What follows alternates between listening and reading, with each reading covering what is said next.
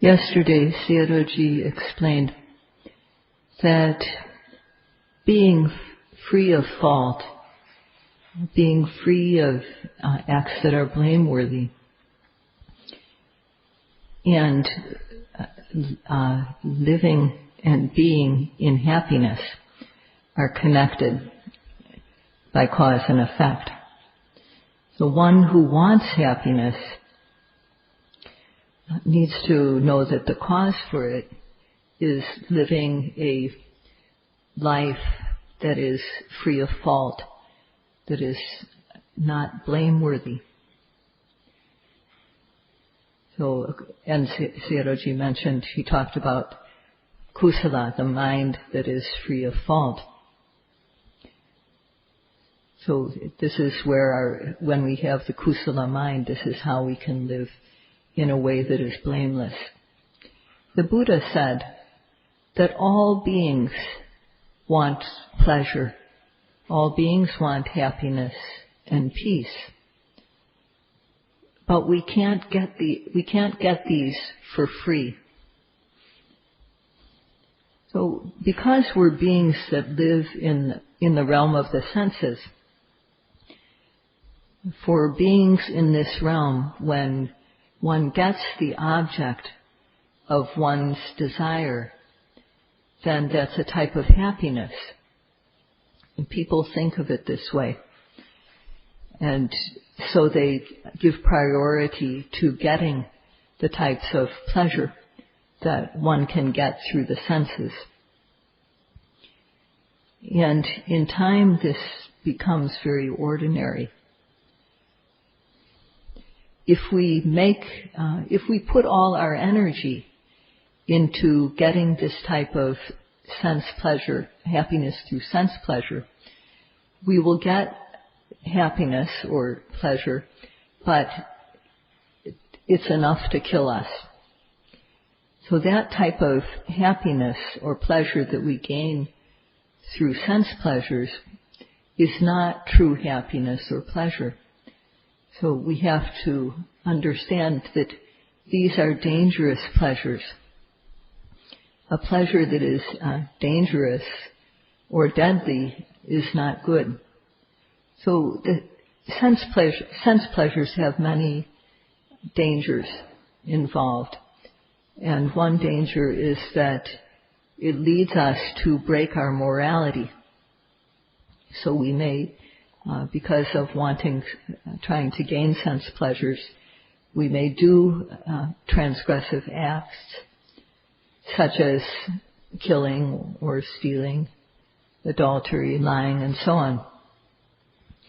So then one will be blameworthy. One will receive criticism for doing this. And then one won't really have pleasure or happiness because of the blame that one is receiving. One will, of course, in going after sense pleasures, one will get the type of pleasure that is dangerous, the type of happiness that is deadly. So one has to think about this point in a serious way.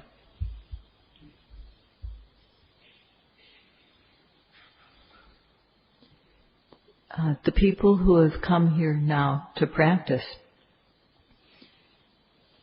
have come here to make their physical, verbal, and mental behavior free of fault, and to make their mind clean, to generate kusala. This is why we have come here. And for the wholesome mind, kusala citta, to occur every second, there are 4 points that Sayadaw mentioned yesterday that should be fulfilled. We should have these 4 points that Sayadaw spoke about. And he described them yesterday individually. So the first point he mentioned was niyamita. So this is like having a firm guideline. So people in their lives have various types of firm guidelines that, for example, parents may have for their children. The children should respect their parents. That may be one sort of guideline, firm guideline that they feel children have to have that quality. And they must give their children an education. That's another type of guideline people might establish. And also to control one's mind, speech, and body. So there are levels of guidelines that we have depending on our stage in life.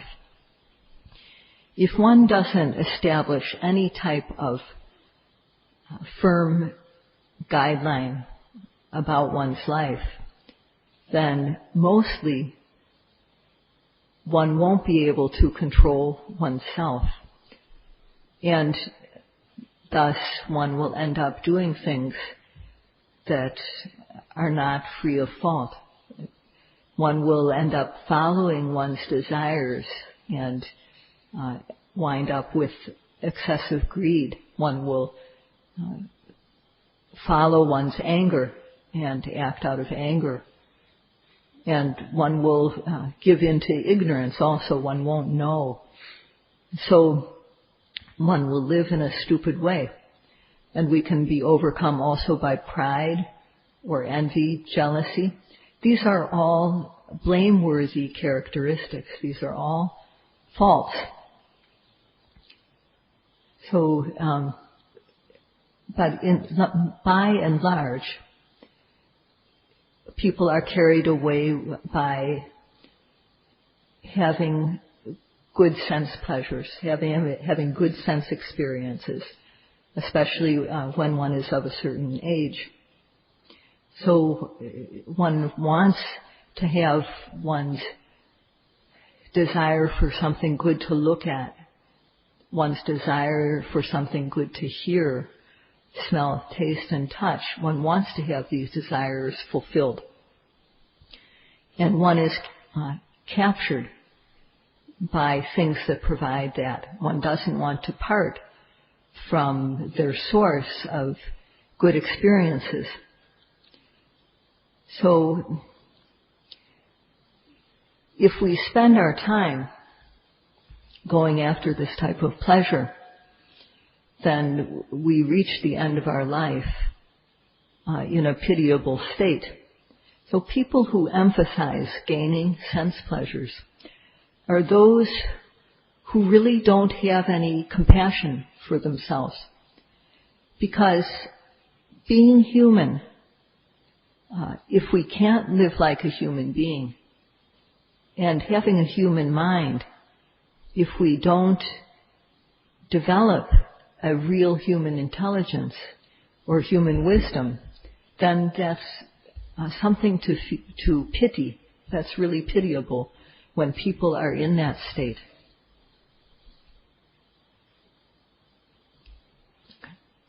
So one who likes sense pleasures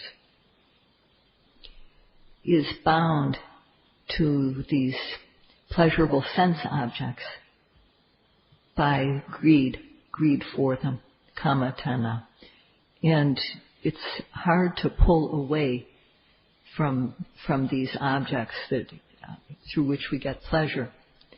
We think of this as pleasure and happiness, but in fact, when we slowly start to eliminate craving from our mind, when we develop a wholesome mind again and again and again, then one comes to know how good it is to have a pure and clean mind. So when one knows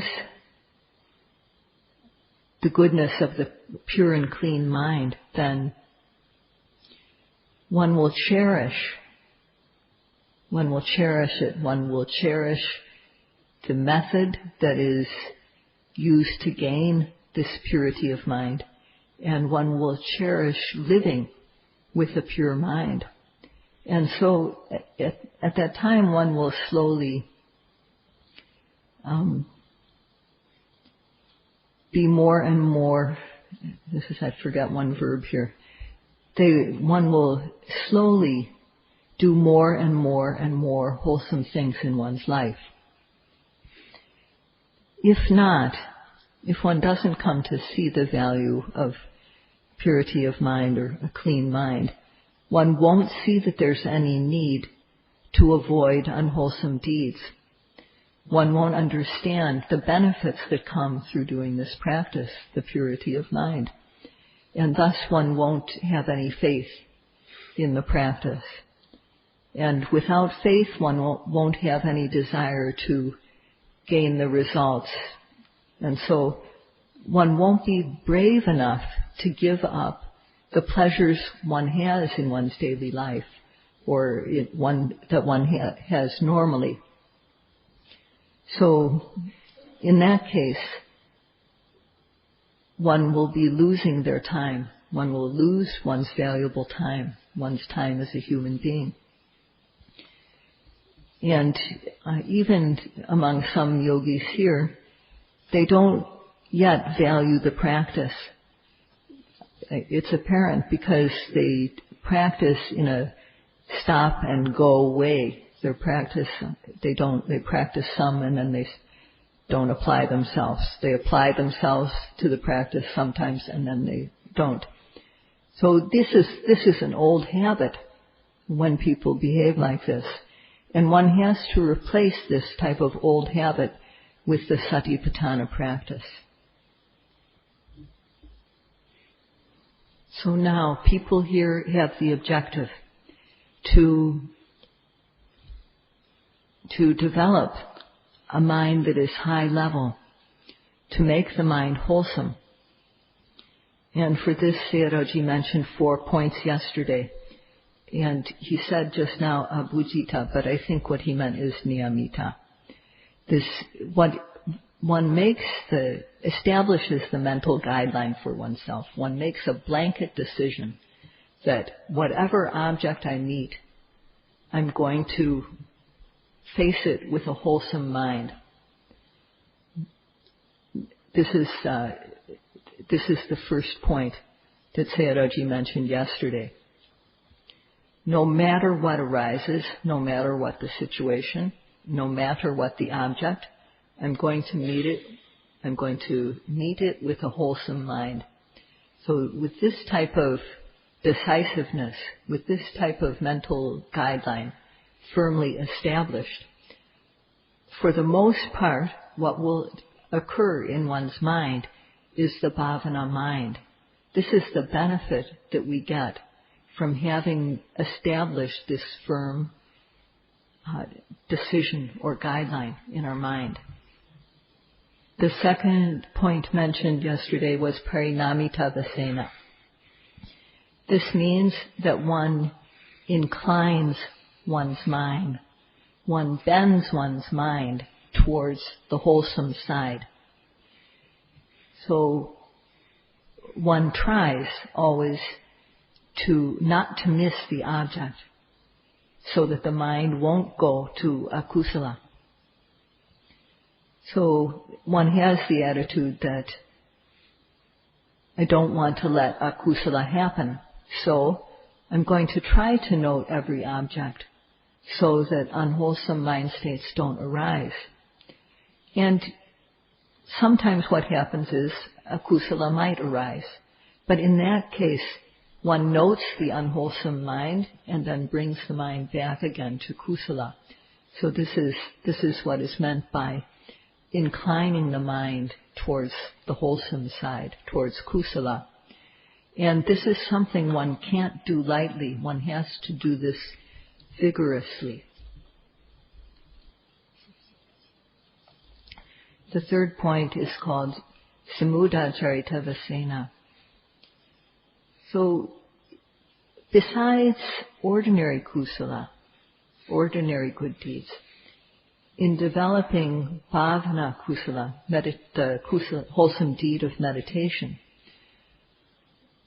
one who has gained skill, for one who has practiced and gained skill, then most of the time a wholesome mind will occur. This is what is meant by samudacaritovasena. So what do we mean by one who has practiced or gained skill? What do we mean by practice?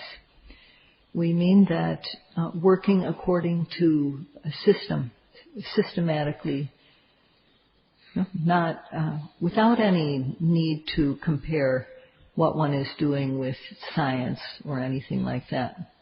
One observes. One doesn't have any need to do to involve anything outside of oneself. One simply observes what arises, and it's said in the text atapi that one must have this warm, ardent, wholehearted energy.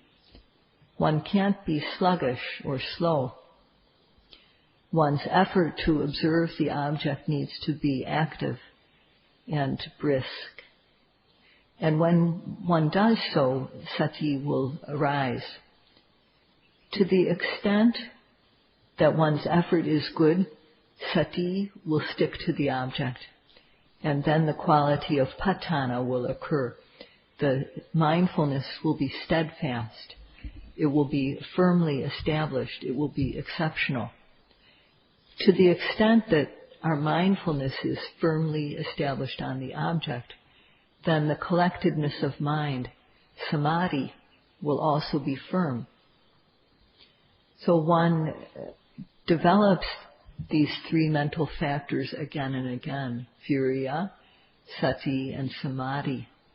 Effort, mindfulness, and concentration. So one does this again and again and again, and thus one gains skill in observing the object. So this is what we mean by practice. One can't do this lightly, and one also can't underestimate the importance of one single noting. Each noting individually does not have much power at all. It's nothing much when you just look at one moment of noting. But when one moment of noting with virya, sati, and samadhi is connected to the next, and to the next, and to the next, without any gap, then the power of the mind becomes amazingly strong. And this is sure to happen.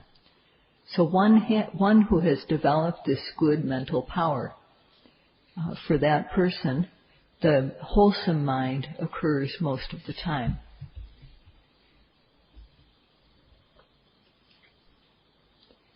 When our practice is like that most of the time, then it's like driving a car towards our destination, just going along at a normal speed. We go along and we steer as necessary. Or if we're going by boat, we go along the riverway and we steer as necessary to correct our course, to correct the way we're going as we need to. And this ability to steer our life, to see where we need to correct, to put ourselves back on course, is called abhujita, the fourth point Sayadaw mentioned yesterday. With this quality, one is able to steer one's life. So the ability to steer, to make sure that one keeps on going to one's desired destination, is important, because if we're going by boat, for example, and we can't steer the boat, then we're sure to have to capsize very quickly. And if we can't steer our car, then we won't be able to keep it on the road. So it's like that with our life. We need to be able to steer it at times when we need to correct our course. We need to be aware of where we're headed So, with this quality of abhujita, one is heading towards kusala. One has that in mind. And one is able to walk straight ahead towards that, with that aim in mind of having a wholesome mind.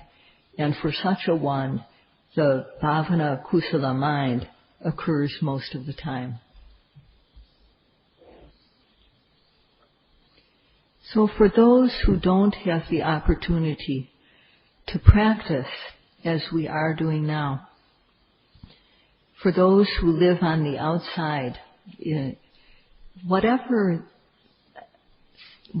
they may be doing, a person who has wise consideration will have a wholesome mind most of the time. And this is because they know how to steer their mind.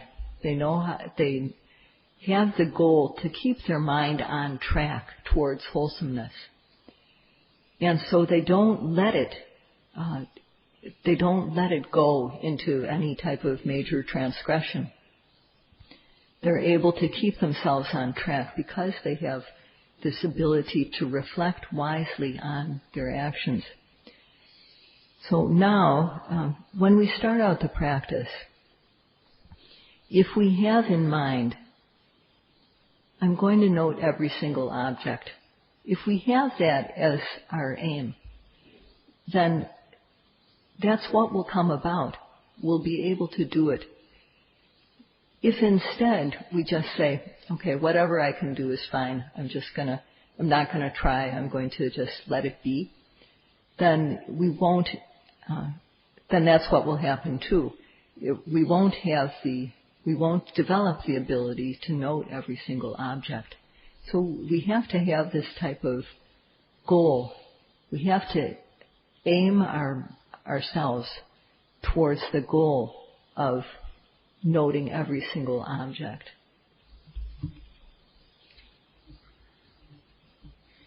This quality of wise consideration, or abhujita, able to reflect wisely, occurs mostly in people who have an honest nature. And this means the type of person who, if they have a fault, they can admit it. And if they've done something wrong, they can admit it to the person concerned. An basically honest person doesn't pretend not to have faults when they do. And also, he or she doesn't pretend to have good qualities that they don't possess.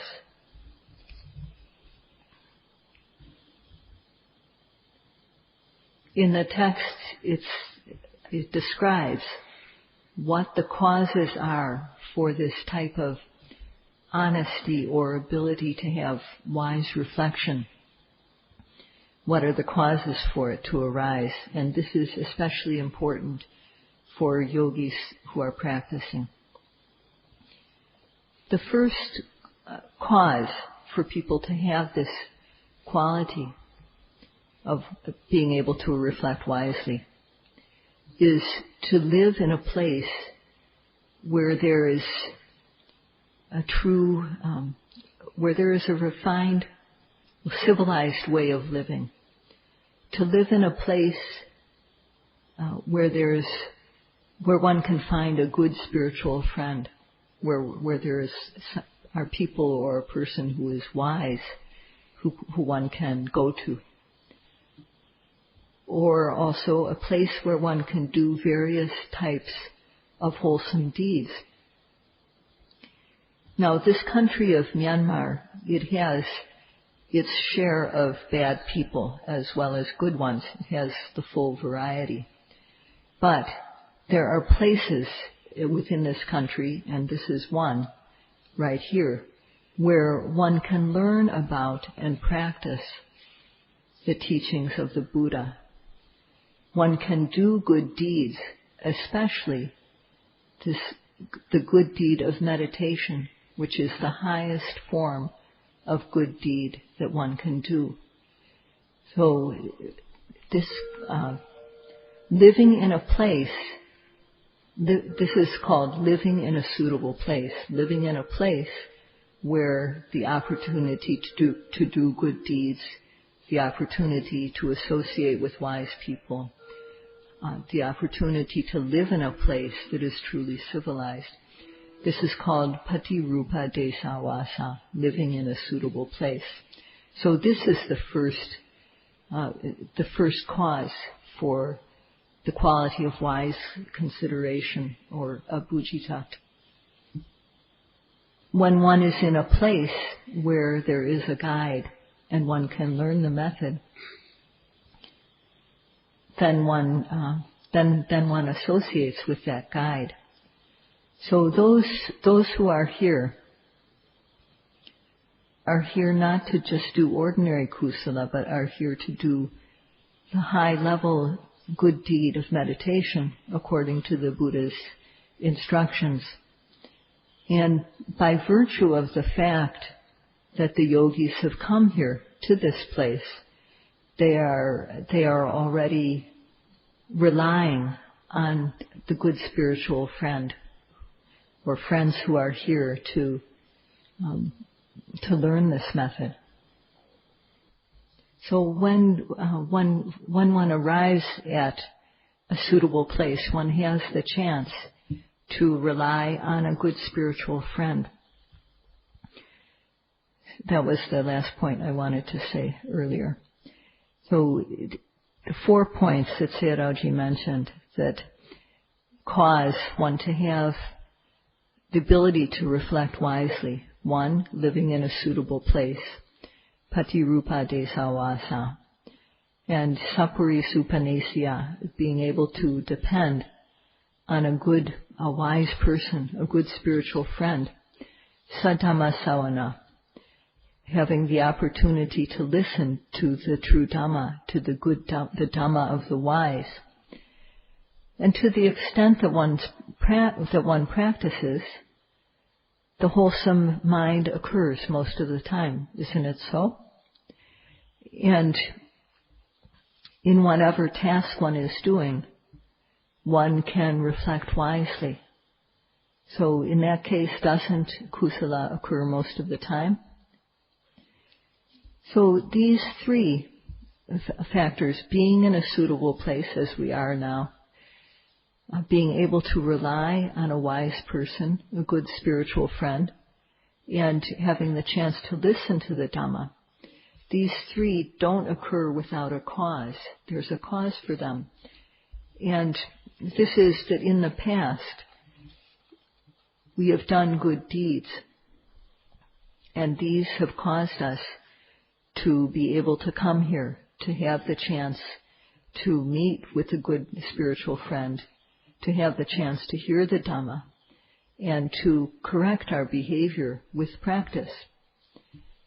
We don't know what we did in the past to get this opportunity, but seeing that we are in a good place now with a good teacher and hearing the good Dhamma, we can guess that it's because we did something good.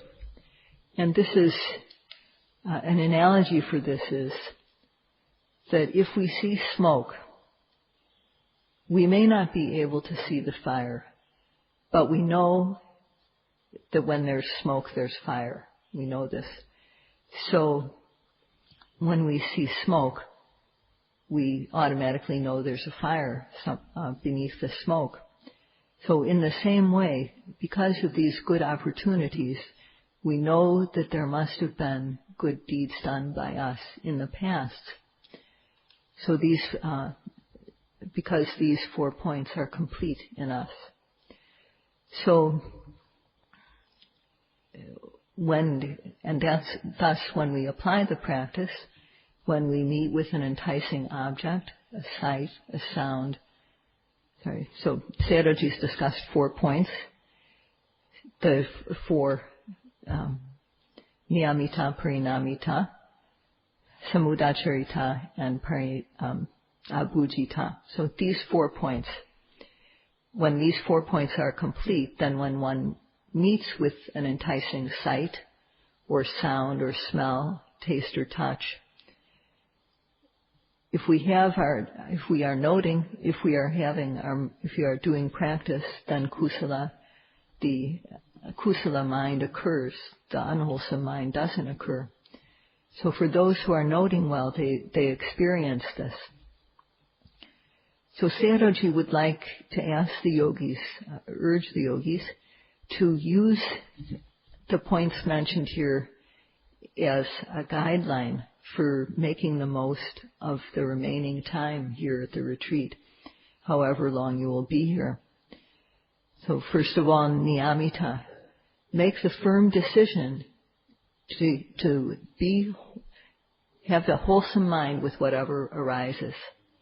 Parinamita, incline your mind towards wholesomeness. If unwholesomeness arises, pull your mind away from the unwholesome to the wholesome. And samudacharita, try to make the first noting connect with the next noting, with the next. Try to keep your notings continuous so that the prior one and the succeeding one, that there's always one noting following another. And Sayadaw also says that according to the 4 points that are mentioned, patirupa, living in a suitable place, relying on a good spiritual friend, hearing the good Dhamma, and having done good deeds in the past, may you be able to steer your mind, and may you be able to steer well throughout all your life. That's all for today.